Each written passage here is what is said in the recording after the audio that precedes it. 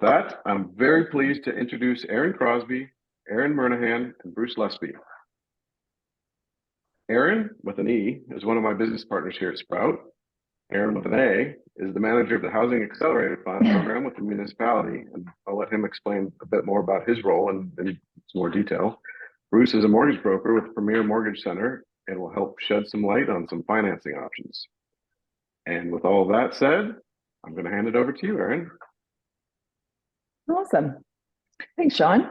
Thanks, everybody, for joining today on their lunch hour. I'm going to keep things fairly brief. And I just want to quickly just change my view here. So awesome. So as Sean mentioned, my name is Erin Crosby. I'm one of the partners at Sprout, and we specialize in building backyard suites. I'm very excited just to present to you guys today about just the growing trend of backyard suites in HRM and also different municipalities around Canada, and the solutions they can provide to a lot of different homeowners. So my goal today is to give you some basic information about the opportunities available through gentle densification of your property, and also just encourage you to ask questions as we go along. And Sean will be able to kind of throw those at us during the Q&A section of the presentation. So don't hesitate to ask questions as we go. So essentially what I want to talk about is what is a backyard suite. I think a lot of people probably here today already know this, but it's essentially just a common term used to describe a secondary or accessory dwelling. So granny suite is also a common term. Laneway suite you see in different neighborhoods around Canada and the United States.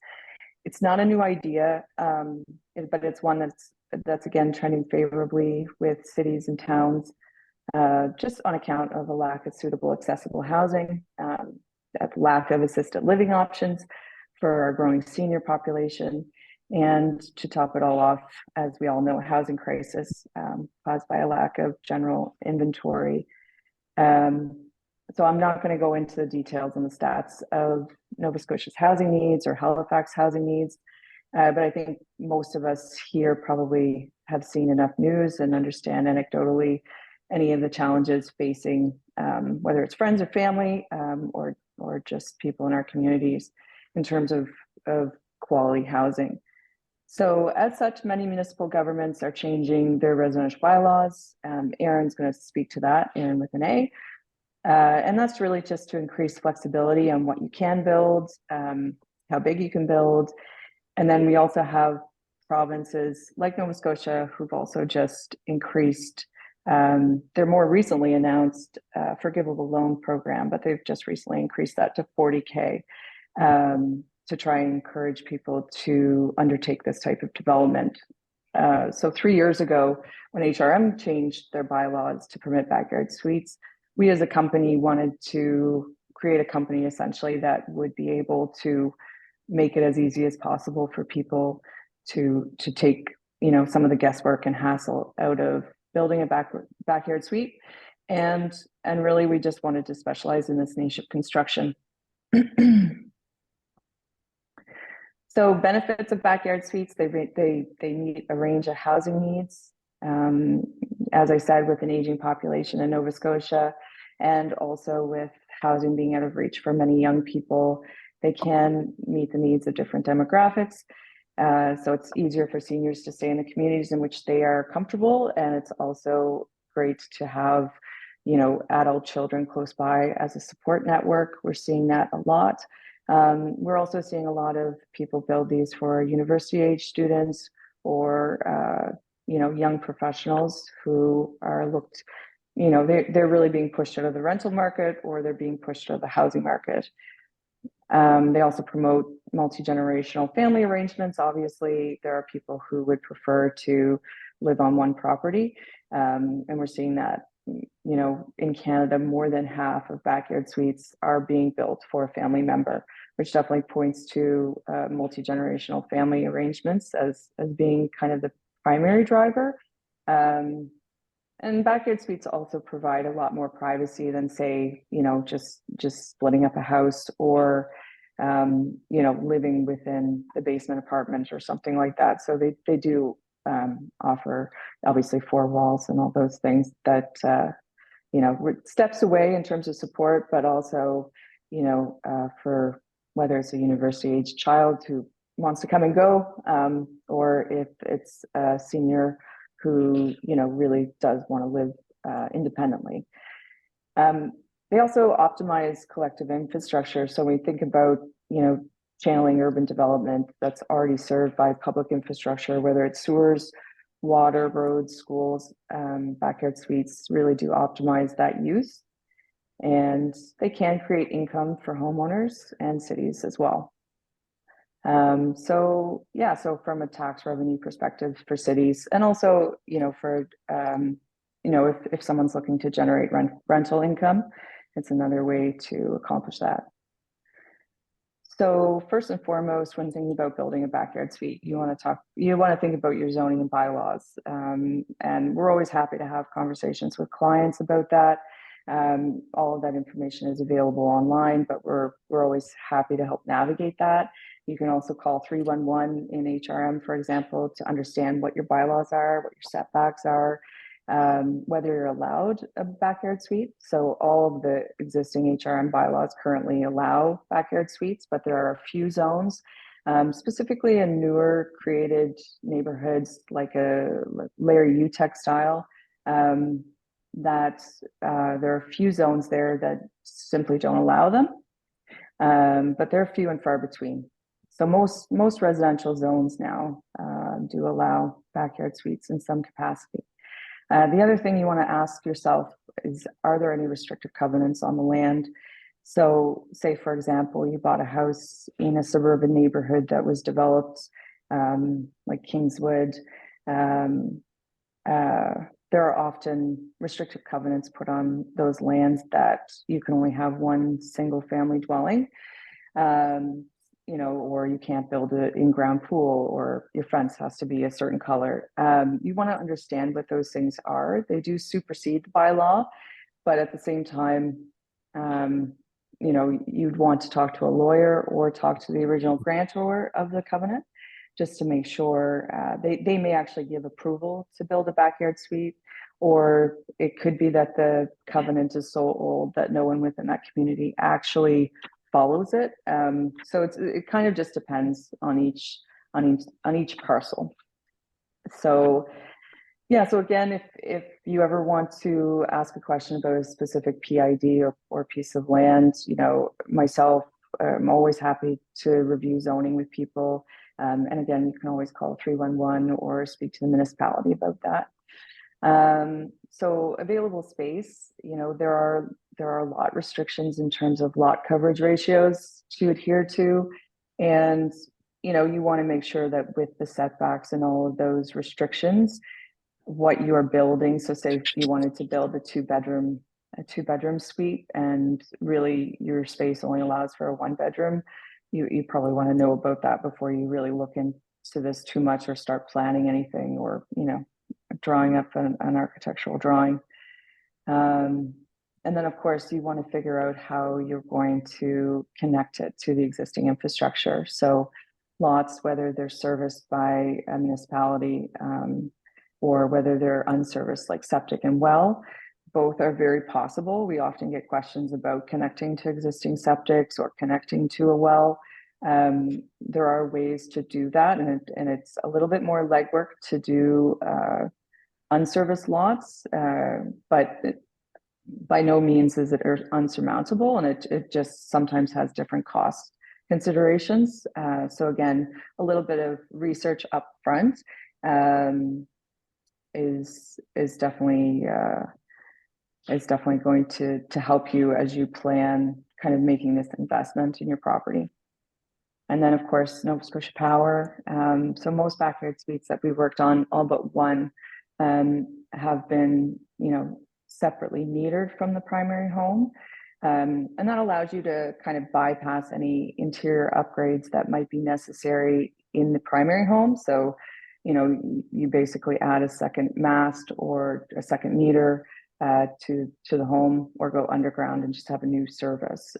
So that's generally what most of our clients do. And from a cost perspective, there are considerations. It can be a little bit more expensive to bypass, but traditionally, like if you're going to have, let's say your grown daughter live in a backyard suite, those electrical costs, you want to be able to sub-meter them off so that they can pay for them directly, or they can control their own costs directly, and you don't have to, break down bills every month. Yeah. So from a design principle perspective, with Sprout, we really just set out to create designs that conform with most of the bylaws that are currently set out by HRM.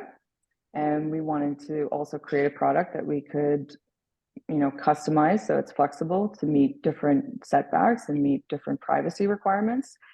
So really from our perspective, like most of these are customized, whether it be windows and doors. We try to create, we're really trying to create something, I guess, that's not a home on wheels. It certainly doesn't feel temporary. I'm sitting in a Sprout right now. It's really just a home that's built on a smaller scale. And, from both healthy, like a quality of construction and, our value wise, low transitions, we want to make it accessible, and, all of those things come into play when we created Sprout. So enduring quality is really key to protecting this type of investment. I think there are options out there in the market that you can buy that, are $50,000 to $60,000, let's say. But again, what we're producing for the market is a different product. And so like all of our offerings offer kind of wide hallways, like a bathroom with a full turning radius. So we're not talking about, Murphy bed style, or, the table turns into your bed or something like that. So I encourage anybody to have a look, or ask to have a look at one of our Sprouts, because we're always happy to show off what we're building for the market. Then from a cost consideration perspective, again, just what you want to understand, like I said earlier, and I'll quickly just finish up here, but, site preparation. So that can be, whether that's demolition of an existing garage, demolition of existing deck or something like that, whether there's clearing required, or pad preparation. So that will vary site by site, but we're happy to come out to a property and provide some rough numbers around what those things really generally cost. And then infrastructure connection, like I spoke about, again, really happy to answer any questions, and maybe that's a better way of going through that. And then our standard dwellings, so they range from 175 to 285. So we still do turnkey contracts. So when you're, signing a contract with Sprout, you're kind of guaranteed that price. And we have allowances built in for anything that might be a little bit more unsure. So say, for example, pad preparation. So we try to be very conservative with those numbers when speaking with any clients. But yeah, that's generally kind of where we're at. And then in terms of a lot of people will probably have questions rather about like what income can be created from that. And I would say, generally speaking, depending on the market in which you're living, rental information is available through CMHC. I think most of our one-bedroom Sprouts, there's a few of them that I'm aware of anyway, that are rented to long-term tenants, and they're generally rented at about, I think, $1,900 or $2,000 a month. That is, I think there's a few of them at least at this moment. So yeah, so just when you're doing your math and you want to make sure it all makes sense, that's about it. So I will hand my baton over to Erin with an A, who's going to talk about the Housing Accelerator Fund and speak on behalf of the city. Great, thank you. And as Sean mentioned, my name is Erin Murnaghan. I'm manager of the Housing Accelerator Fund program here in Halifax Regional Municipality. And that is a temporary program that's been set up to make use of funding that the municipality has received from the Canada Mortgage and Housing Corporation. As most people know, we're in the midst of a bit of a housing crisis, not a bit of a housing crisis, a major housing crisis right now. It's been estimated that HRM alone is short about 20,000 residential units. And it's expected that by the year 2030, we'll actually be short about 70,000 residential units if the trends continue as they are today. So the federal government through CMHC has provided up to $80 million in direct funding to HRM in exchange for encouraging more efficient processing of permits and allowing different housing types and greater densities in certain areas of the municipality. And we see backyard suites, and have for quite a while, as a really great way to achieve greater density. They're a much more efficient way of using municipal services, adding more people to existing residential lots in established residential areas.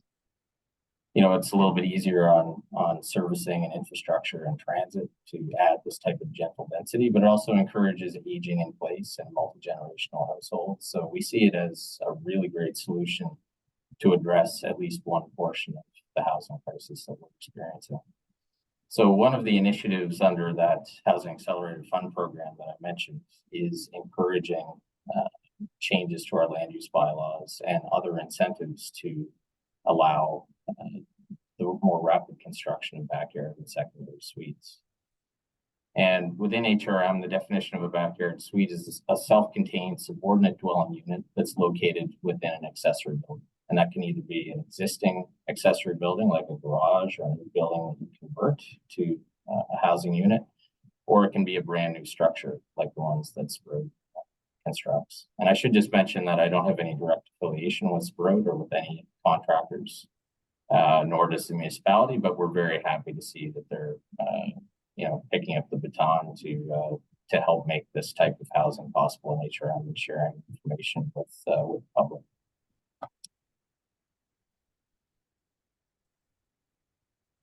In terms of current regulations, and I'm not sure if there we go. So on the left, we've got current regulations that were created in the fall of 2020 and added to all of our land use bylaws across HRM.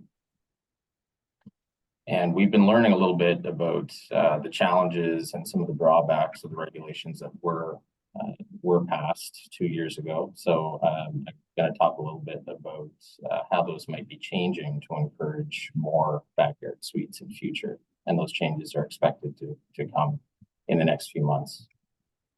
So right now, there's no parking required as part of the addition of a backyard suite.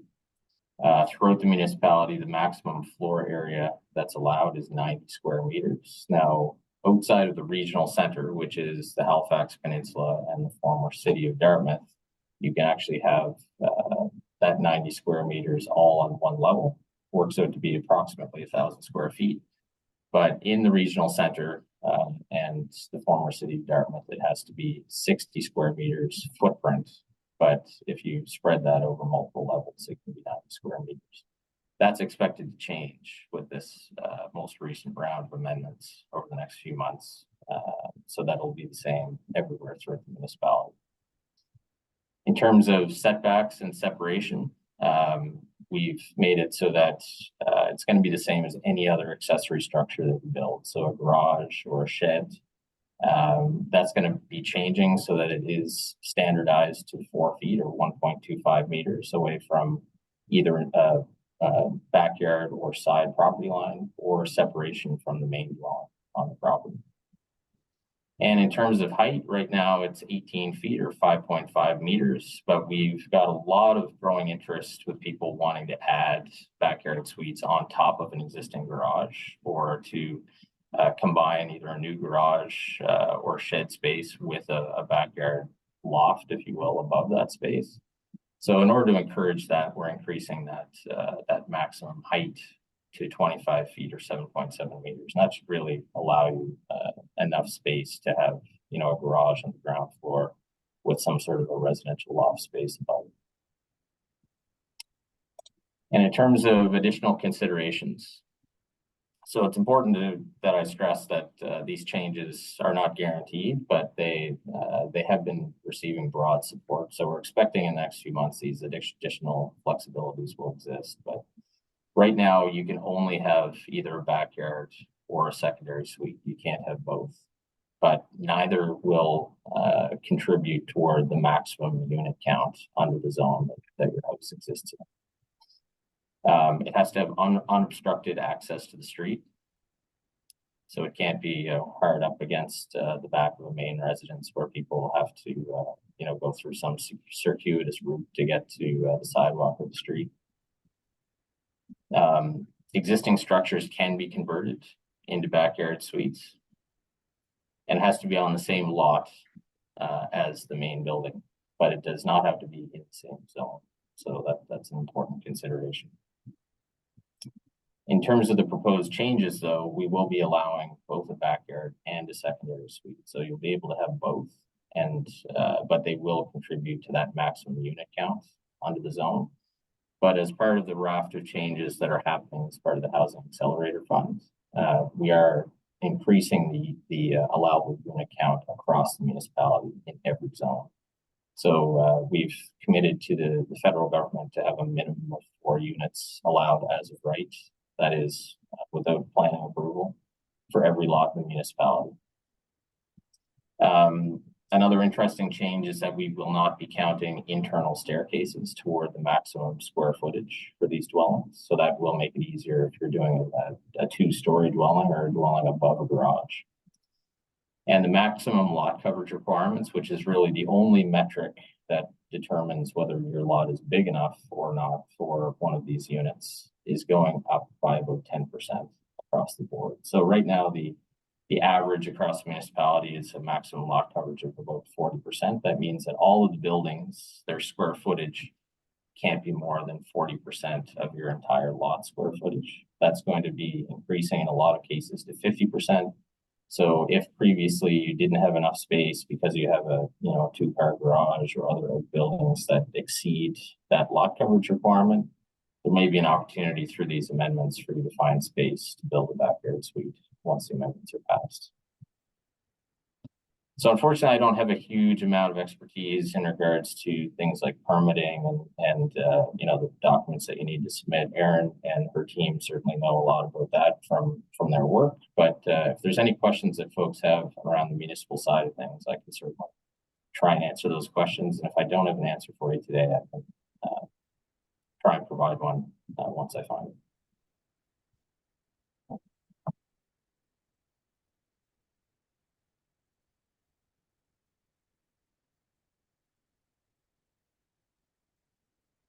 I guess this is me. Is it my turn to chat now, or are we having questions for Erin? Yeah, no, I think Go ahead. what we'll do. Yeah, go ahead, Bruce. And we're going to hold the questions until we get to our question and answer period. So we will get back to these questions, but I am looking at them as we go. Thanks, guys. Fantastic. Excellent. Well, thanks for having me be part of the panel. This is great. I'm happy to discuss mortgage financing options. My name's Bruce Lusby. I'm a mortgage broker with Premier Mortgage. I've been a mortgage broker for the past 12 years, so lots of experience, and I've been around to know how to help clients navigate through the mortgage financing process. Now, mortgage financing for a backyard suite is quite a bit different than a regular mortgage financing. While the city has been wonderful and progressively able to help expand and grow this market, the lenders and the banks aren't as fast to kind of move forward with this type of mortgage lending. So while there are lending solutions to help clients build and construct one of these backyard suite units, it's not as simple as just going and getting a mortgage to build it. So there's kind of three kind of main ways to finance one of these. The first and simple and obvious easy way to do it is to pay cash.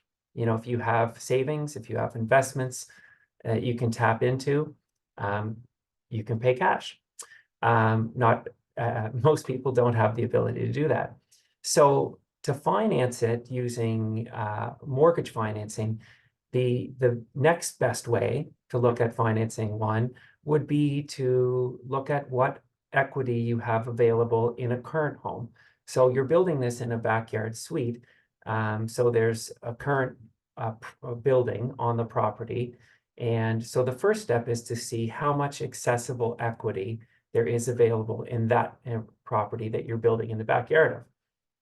So if you don't have a mortgage on that property, it's quite easy to refinance that property, pull the equity out you need to build the backyard suite.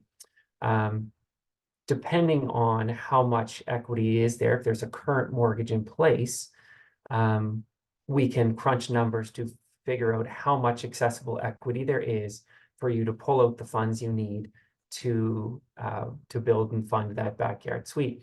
Then once the backyard suite has been completed, it's completely done, at that stage, you can refinance to pull equity out if need be. But there's an ability to tap into the equity in your current home. There is also the ability to tap into equity if the client, if you have another property, a second home or a cottage property, or another rental property, there could be accessible equity in that property that we can look at refinancing that property to pull the equity out to build. So there's different ways if you already own other properties to access equity from those properties to finance the build, or to use the equity available in the home that you're building in the backyard. So that's kind of the second option and kind of the best solution to tap into mortgage financing. Now, if there isn't accessible equity in the property and you don't have access to equity in other properties, there is a third option, and that's to look at private financing from a lender like Graysbrook Capital. And we've got a sample here of how that could look and how that can work out. Now, private financing, it's a short-term solution to help you get access to the mortgage financing you need to build the unit. And then it's temporary financing. A private mortgage is only designed to be a temporary short-term lending solution. So it loans you the money you need to get the build done. And then once the build is 100% complete done, we do a refinance of the whole property to pull the equity out to pay off that private mortgage. It's not a private mortgage. You don't want to have that in place for a very long time. It's for, depends how long it takes you to build the backyard suite, but it could be, 4 months, could be 6 months. It just depends on the timing. Could be a year. I'm not sure. It depends how long it takes. But the private financing, it's an interest-only payment that's made, and you only pay interest on funds that are drawn down to date. So the first month, as you can see from this example, the current value of the property is $500,000 with a mortgage balance of $350,000. So there's a current mortgage in place. The post-construction value was going to be $700,000 once they add the new backyard suite. So a total loan to value of $455,000 of accessible equity, less the current mortgage balance, and less the fees that the private lender will charge. There's lender fees and legal fees. The client could access almost $100,000 for the build. And then, so the first draw to access those, you get $39,000 and change to provide to Sprout to get the build going for the first draw when you're 40% complete. those draw funds will come and be reimbursed to you. And then once you're at 70% complete with drywall ready, the next draw at 70% complete, the next draw would come through of almost $30,000. And then when you're 100% complete, the final draw would come through for another approximate $30,000 for almost $100,000 total. So that's kind of just a small sample of what a private mortgage financing situation would look like. This is a situation that would be available to you to consider if you didn't have available accessible equity in your current mortgage on the property or another property. The kind of looking at private financing is kind of, I don't want to say a last ditch solution, but it wouldn't be the first solution. The first solution would be to access equity available in a current property. So there's a few solutions. I'm happy to answer questions. I'm happy to discuss options. And again, this all depends on how much the client can individually qualify. So obviously, credit scores are important to qualify. Provable income is important to qualify. So the client needs to qualify for whatever mortgage solution we're going to look at. But there are a variety of lending solutions to tap into equity or private lending.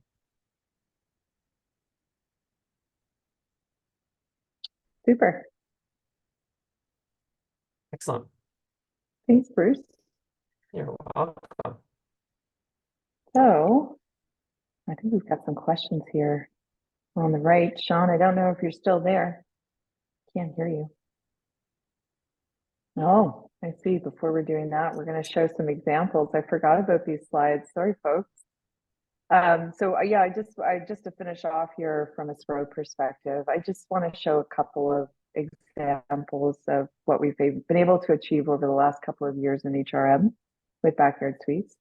So just really different case studies, and I'll quickly run through these so we can get to questions because I see there are a few there. So in this case, the client already had an income property. It was a single family income property, and they wanted to look to buy a duplex actually, and couldn't find anything that was making mathematical sense. So they decided to take the property they already owned and add an additional unit to a very long, lean lot in Dartmouth. So at the time, 645 square feet was still the case. But that was the total size that could be built there. So this one bedroom Sprout is about 585 square feet. And so that's been rented to a long-term tenant since completion probably a year and a half ago or 2 years ago, I'd say. So that's just an example of where, you know, the existing tenants weren't using the backyard at all. And this photo kind of doesn't even give it justice. Picture that left-hand photo being twice as long. That lot was incredibly different. And then, you know, another example would be one we did in Hammonds Plains. We did that again for a family, which is often a lot of the work we do for families. So they wanted to build a backyard suite for their aging parents, and single level living was definitely required by the mom. And they couldn't find an apartment, and so they went ahead by the grandparents, I guess in this case, or the aging parents. They sold their house down the street from their children and invested that money into their children's property. And they now live in a 2-bedroom Sprout with, you know, a very supportive community and their family close by. So, you know, they're still able to walk the dog on the same street they've always walked the dog, and they've been a very supportive client, and more than thrilled. So there's an example of where 968 square feet is allowed. So 2 bedrooms is a lot easier to achieve. So that would have been one we did in Hammonds Plains, and they've been in there, I think now for about 9 months. And then an example of one we've just finished recently in Cow Bay, client actually wanted a guest house, so a proper guest house for their friends and family. They're from away, and they have a lot of people who come and go. So they've built a detached place to have a quiet space for an office from their primary home, and they also use it as a true guest suite. So they really, yeah. So it's just from people from all over the world to come to visit them. So that one there is a 1-bedroom sprout that ties into the existing septic. It also ties into their well, and yeah, that's pretty much it. So I did want to jump over to questions because we have about 20 minutes, and I think we'll probably eat up those times with questions. Sean, I'm gonna throw the baton back at you. All right, very good. Thanks, everybody. Can you hear me okay? Yeah. First, I just want to thank everybody for the questions that are coming in the chat. We'll try to get to all of them in the few minutes that we have left.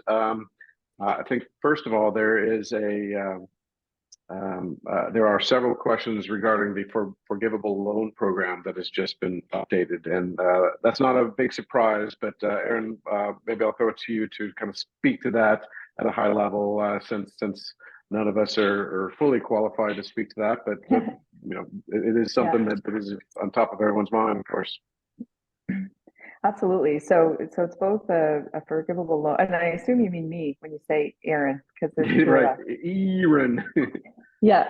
So it is a provincial. It is not a municipal forgivable loan. It's a provincial program, which was launched, I believe, late last year. It started off at 25K. It's now been increased to 40K. So that's why it's back in the news.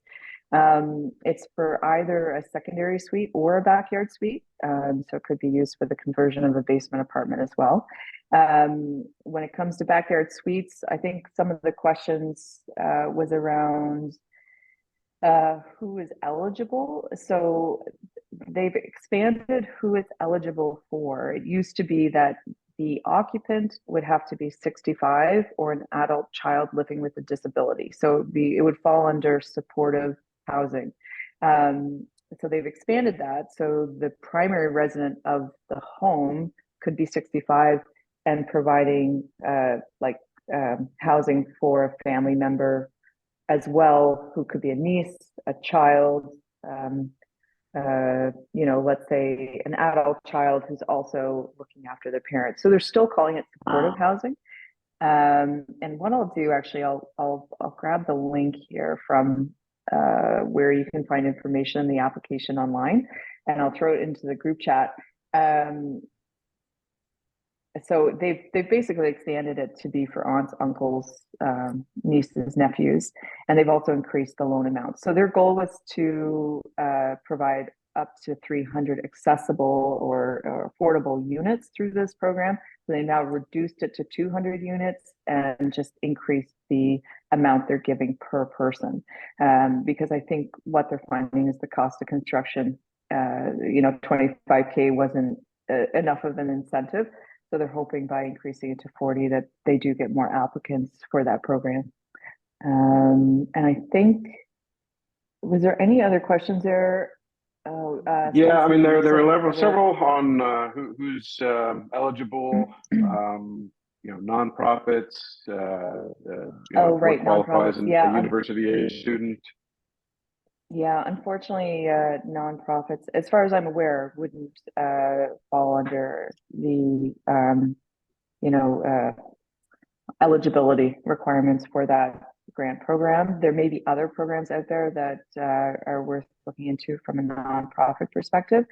And I think, Stacey, it's a temporary program. I don't know if it was me or someone else who would have said that, but potentially it's a certain amount of money that was granted for that program. So I guess from the sense that it's temporary until they run out. So if that's what you mean by temporary. And the other thought I might have there is that, you have to, for it to be forgiven, you have to fall under the eligibility criteria for 5 years. So whether it's supportive housing or whether you offer it at 20% under market rent, which is under like the basically affordable housing is what you would have to provide for 5 years to be forgiven for that 40K grant.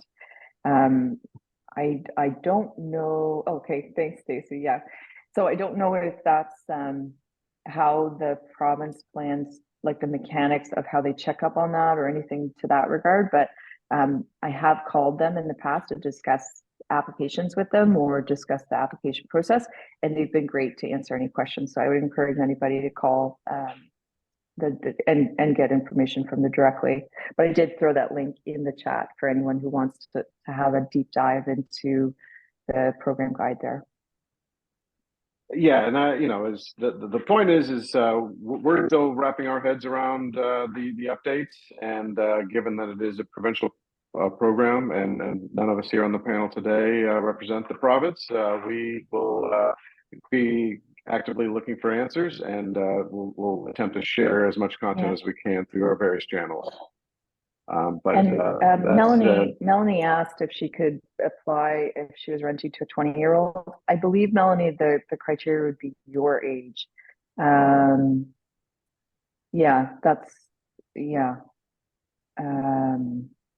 So it would more depend on if the university age child, how old you happen to be when you rent to them. And then there's also a chart on that website.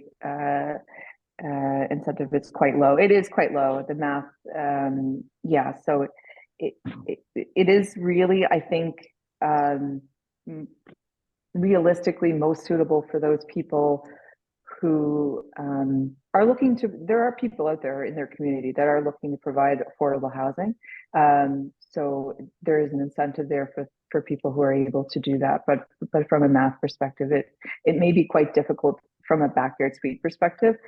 It may be a little bit more achievable on a secondary suite. So if you were doing conversion to, to a basement conversion or something like that, it may be more doable.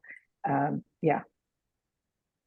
Okay, I'm going to throw up some quick hit questions. Is a property survey required to determine setbacks and location?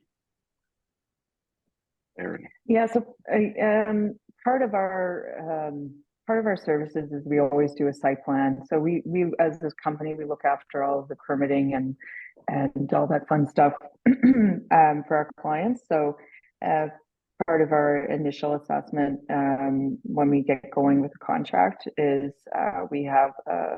we use a surveying engineer to create that site plan and ensure we are adhering to setbacks and make sure we're not upsetting any neighbors, which is always important, especially when building in a city and in close confines. There are certain instances too, like there are parts of that process, like you do have to get a location certificate. We tend to do that before we even pour concrete because we want to make sure that everyone is happy with where everything is situated. So yes, that's part of the permitting process. It's not necessary for you to go out necessarily and hire a surveyor to even consider it. So Sam, I'd happy to have a conversation too on that, just depending on what already exists for your property. I'm going to jump around a bit here. This is one that sounds up your alley, Erin Murnaghan. Will HRM have pre-approved backyard suite plans? Sorry, you just cut out there a little bit, Sean. That was the question. Will we have pre-approved plans? That's correct. We are actually, as part of the HAF, working on potentially a set of pre-approved building plans that could receive expedited approval. That program is still very, very early in the concept phase. The CMHC as well is working on housing catalog. They haven't been able to tell us yet what types of housing that's going to include, whether that would include sort of tiny homes, backyard suites, multi-unit buildings, or whether it's just going to be single family homes or duplexes. So it's very much a changing landscape right now. The hope is that we'll be able to tap into any catalog that CMHC produces, and then our building inspectors will be able to give those designs sort of a quicker approval process, but you'll have to wait and see at this point. And just if you may continue, do you have a rough time estimate for approval of some of the proposed changes that you were presenting earlier? Yes, it's coming very quickly, but those changes to backyard and secondary suite regulations are tied in with the larger Housing Accelerator Fund package, which does have some sort of controversial elements around high-rise buildings, in the urban areas of HRM. So that could get tied up a little bit, but it's going to be available to the public at the end of this week, likely on Friday, through the Heritage Advisory Committee agenda that's available on the HRM website. It's going to go through probably a 2-month approval process on its way to Regional Council, where it'll go to a public hearing. So I would say early June, we should have some clarity on whether those are approved or not.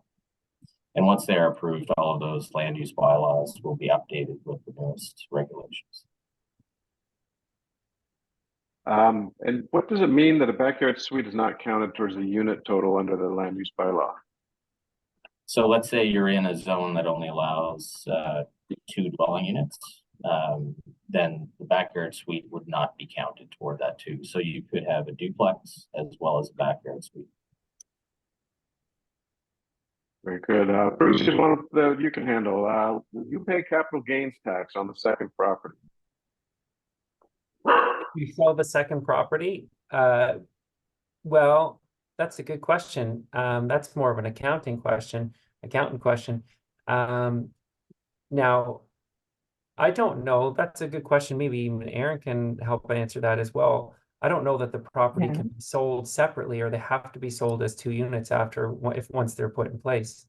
No, the backyard suite would have to be on the same property as the main dwelling. So you wouldn't be able to subdivide that after the fact and then sell one. They would have to be together perpetually. They're a package deal. Once it's put in place, they're a package deal. So if someone wants to sell and get a capital gains, they would pay capital gains on the sale of both combined properties in the future.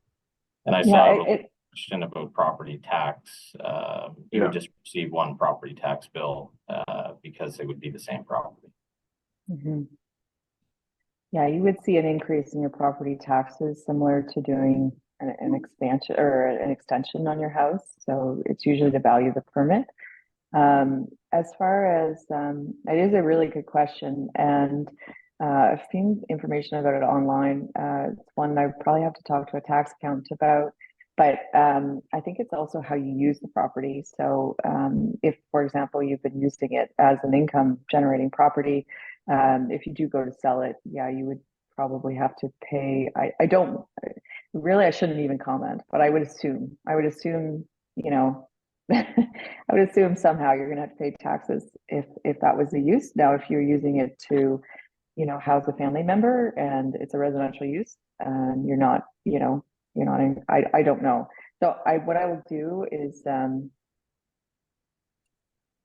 Jonathan, I will figure that out and provide an update.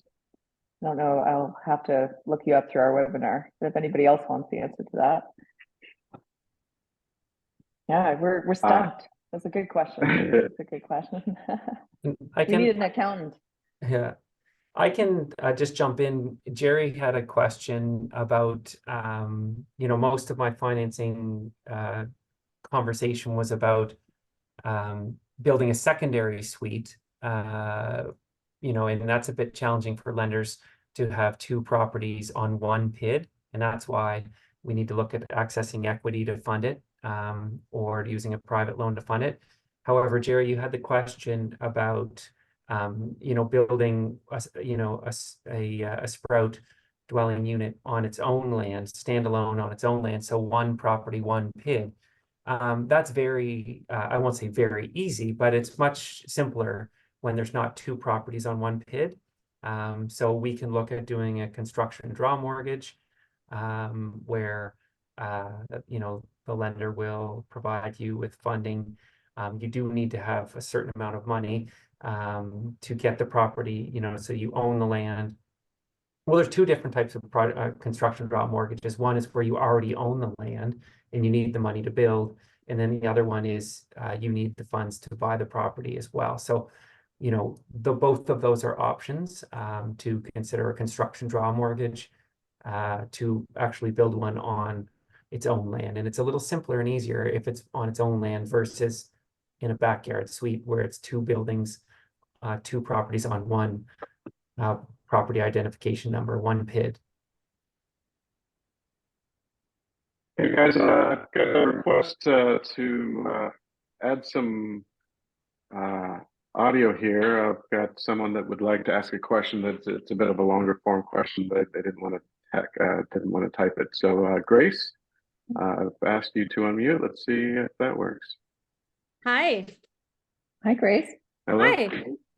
It's funny because you just kind of answered one of my questions that I had. I had multiple part question. I want to introduce myself. I'm a realtor with Remax Nova, and I get a lot of calls regarding backyard suites, especially where people cannot afford to buy houses these days. So I have a few questions, if that's okay. One of them, I think Bruce just answered as to if you can buy a separate piece of land, just to extend that conversation there. If there is a restriction, this probably is for Erin, if there's a restriction put into place for the size of the unit that could be put in, because where a backyard suite is under 1,000 square feet, if the land is bigger that they're purchasing, is that a conflict, or does the city not really care about the size of the suite put on, depending on the size of the land? Like No, proportion. so to meet the definition of the backyard suite and to fit within the zoning regulations, it's got to be 90 square meters or 1,000 square feet or less. So that's sort of the maximum size. It's independent of the size of the lot. What does matter is that maximum lot coverage requirement, which I mentioned is going up to about 50% in most zones in HRM through this latest round of amendments. So there's no minimum. So it could be a smaller little backyard, Yes. backyard suite on its own PID number. It couldn't, if it's considered a backyard suite, it can't be on its own PID. Because once you go on a separate property that's not associated with the main dwelling, then it becomes a standalone main dwelling. And then you've got to meet frontage requirements on the street. You've got to have your own servicing with Halifax water, sewer hookup. So the rules do change if you're on a separate property. Okay, that's awesome. The second question that I had was the sub-meter electrical cost. So just to shed a little bit light, so I do have, actually myself including, we are putting in a higher, so we are upgrading our electricals. So just in case there's more people inquiring about that, wherein they are also looking to upgrade their electrical, how can I advise them to go about that if they are also planning to have a backyard suite? Yeah, I think it's a good question. So a lot of people are looking obviously to add in heat pumps, EV chargers, hot tub requirements for their homes. So a lot of people are already going through the 100 amp to 200 amp panel upgrades. With the backyard suite, most backyard suites, if they truly just run, with your standard 5 appliances or 6 appliances, and a heat pump, and they don't have a hot tub or an EV charger of their own, they can get away with 100 amp panels. So most clients would just do, they would stick with what they already have on their home, and then they would do a 100 amp panel for the backyard suite. If you wanted to say upgrade to include both, then you're going up to 400 amps to the primary home. And what you're generally having to do, and depending on what neighborhood you're in and how old your primary house is, you're going to have to upgrade your existing primary home to the building code. And that's usually why it doesn't happen. So if your home was built in, 1901, and even if your electrical has since been upgraded in 1980, there are certain things that have changed over time, even like the height of a plug. So typically to get around that, you would separate them and just run a second service so that the backyard suite, the electrical inspection and the final inspection with Nova Scotia Power, it doesn't hinge on what's going on in the primary home. It's just much less costly. From a account perspective, Nova Scotia Power charges a monthly account fee, and I think it equates to about $150 to $200 a year to run a separate account. But for most people, if they're building a home of this nature, it's not just sitting out there untenanted, and someone is in there responsible for paying the bill. I don't know if that answered your question, Grace. I shut her down. I'm afraid we're almost out of time. I just wanted to serve up one or two questions, and then also quickly just acknowledge that there are a handful of questions that we didn't have time to get to today. So I will collect those and serve with our panelists and see if we can't get them answers, and we'll get those answers out to you somehow, email or content on our site or something to that effect. But just a couple of quick ones. Merritt wants to know, does the government provide an incentive for us to use RRSP to finance a backyard suite similar to the first time home buyer option? Does anybody have a clue on that? Bruce? I'll jump in there. If it's standalone, I think it was it Gary maybe had Jerry maybe had a question about doing it on a standalone property. If you're building a backyard suite, but it's not called a backyard suite if it's on its standalone property. If you're building a sprout dwelling on its own PID as your home, then you can tap into the home buyer's plan and use up to $35,000 of your RRSP funds tax-free as part of that federal government's home buyer's plan. You could use your first home savers account. You can use your RRSP funds, all tax-free, to build the home if you're going to be the one living in it. If it's a rental property or if it's a backyard suite, then I don't believe you can, because it needs to be your owner-occupied home that you're going to tap into that with the home buyer's plan. And you need to be considered a first-time home buyer, which means you can't have lived in a house you've owned within the past 4 years to be able to tap into your RSPs or those programs, the first home savers account programs. Yeah, there was a question from Sean regarding minimum floor area, but I believe we've covered that as far as a backyard suite is concerned, that does not fall under the code for minimum square footage. I'm not sure if we have, but I think the question is more around I'm not sure if I'm understanding this, Sean, so apologies if I'm not, but there is under certain square footage, you and Patrick in our office probably could answer this a little bit better, but there are certain regulations that don't apply. So for example, if you have a house that's under 400 square feet, you can have a ship's ladder to access a loft. You don't have to follow certain accessibility constraints, and maybe that's what that's alluding to. But happy to answer that question if you want to reach out. But I think we're saying that bylaw M200 dictate the minimum floor area. Yeah, I'm not sure. All right. One last question, a few quick hits. Alvin, secondary suite absolutely can be used as a long-term rental. Airbnb, its own mess. We certainly adhere to current bylaws regarding that. All in a city, you cannot use it. They're destined for long-term rentals, given the housing crisis. One last question for Erin Murnaghan. What is the Accelerator Fund being used for with respect to backyard suites? So the big thing, as I mentioned, is really encouraging these updates to our land use bylaws to make them more flexible, to encourage backyard suites, increasing the potential size that they can be, the height, decreasing some of the roadblocks that people might have experienced. We may in future look at things like financial incentives or loan programs, but those still very early days. We don't know what that's going to look like yet or who will be eligible for this. So I would stay tuned on that over the next couple of years to see if things transform in that way. Awesome. All right. As I said, I apologize if we didn't get to your questions. We will find a way to circle back with you and get some answers. But I want to thank our panelists for joining us today, and thank the rest of you for taking your lunch hour for some more information. by all means, reach out to us at Sprout. I will make sure to share Bruce's information as well if you have any questions regarding financing options. And thank you very much. Have a great day, everybody. We hope to do this again soon. Yeah, thanks everyone for attending.